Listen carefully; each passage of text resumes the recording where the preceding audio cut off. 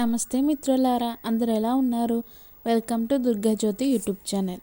ఈరోజు మన ఛానల్లో మెంతికూర ఆలుగడ్డ కర్రీ ఎలా చేసుకోవాలో ప్రాసెస్ ఏంటో చూద్దామా. ముందుగా ఈ కర్రీకి కావాల్సింది ఆలుగడ్డలు. ఇవి పచ్చివేనండి ఆలుగడ్డలు, మనం ముందు ఉడికించుకోవాల్సిన అవసరం లేదు. ఉల్లిపాయలు, పచ్చిమిర్చి, పోపు దినుసులు, జీలకర్ర, మెంతికూర, కరివేపాకు, 3 టమాటాలు, అల్లం వెల్లుల్లి పేస్ట్. మరి లేట్ చేయకుండా ప్రాసెస్ ఏంటో చూసేద్దామా. ముందుగా స్టవ్ మీద కడాయి పెట్టుకొని ఆయిల్ వేసుకోండి. ఆయిల్ బాగా హీట్ అయ్యాక పోపు దినుసులు, జీలకర్ర వేసి బాగా వేయించుకోండి. అవి బాగా వేగాక ఉల్లిపాయ, పచ్చిమిర్చి వేసి వేయించుకోండి. అందులోనే 1 స్పూన్ పసుపు కూడా వేసుకోండి. అలాగే మెంతికూర, కరివేపాకు కూడా వేసి వేయించుకోండి. చెప్పాను కదండి ముందు వీడియోస్లో, మెంతికూర ఆయిల్లో బాగా ఫ్రై అవ్వాలండి. ఇప్పుడు ఈ మెంతికూర ఆయిల్లో బాగా ఫ్రై అవ్వాలండి. అప్పుడు ఆ చేదు పోయి టేస్ట్ బాగుంటుంది కర్రీ. ఇప్పుడు ఇవన్నీ ఆయిల్లో బాగా వేయించుకోండి. ఇందులోనే 1 స్పూన్ అల్లం వెల్లుల్లి పేస్ట్ కూడా వేసుకోండి. అల్లం వెల్లుల్లి పేస్ట్ అనేది ఆప్షనల్ అండి, మీకు నచ్చితే వేసుకోండి లేదా స్కిప్ చేయొచ్చు. అల్లం వెల్లుల్లి పేస్ట్ వేసాక ఆయిల్లో బాగా ఫ్రై చేసుకోవాలండి, పచ్చివాసన పోవాలి. అది పచ్చివాసన పోయిన తర్వాత మీ రుచికి సరిపడా ఉప్పు వేసుకోండి. అలాగే 1.5 స్పూన్ల కారం వేసామండి. ఒకవేళ మీరు కారం ఎక్కువ తింటే ఎక్కువ వేసుకోండి, లేదా తగ్గించైనా వేసుకోండి. ఈ మెంతికూర మనం చేసుకునే కర్రీలో ఏదో విధంగా వేసుకోవడానికి ట్రై చేయాలండి. ఎందుకంటే మెంతికూర చాలా మంచిది కదా, హెల్త్కి ఎన్నో బెనిఫిట్స్ ఉన్నాయి. మెయిన్గా షుగర్ పేషెంట్స్కి చాలా మంచిదండి మెంతికూర. సో మనం చేసుకునే కర్రీలో ఏదో విధంగా వేసుకోవడానికి ట్రై చేయాలి.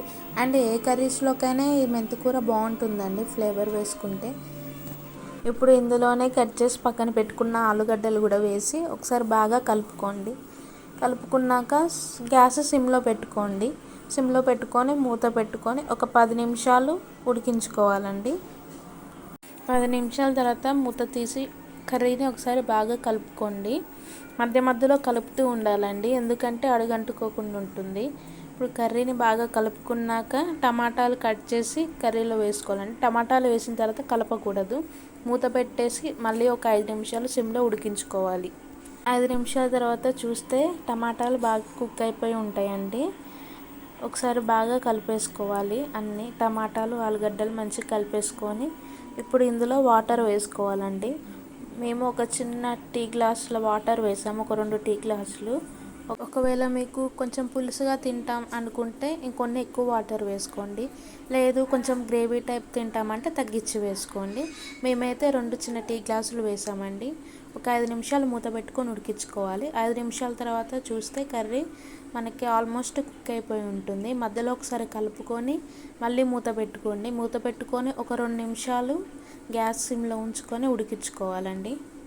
అంతేనండి, సింపుల్గా టేస్టీగా చేసుకునే మెంతికూర ఆలుగడ్డ కర్రీ రెడీ అయిపోయింది.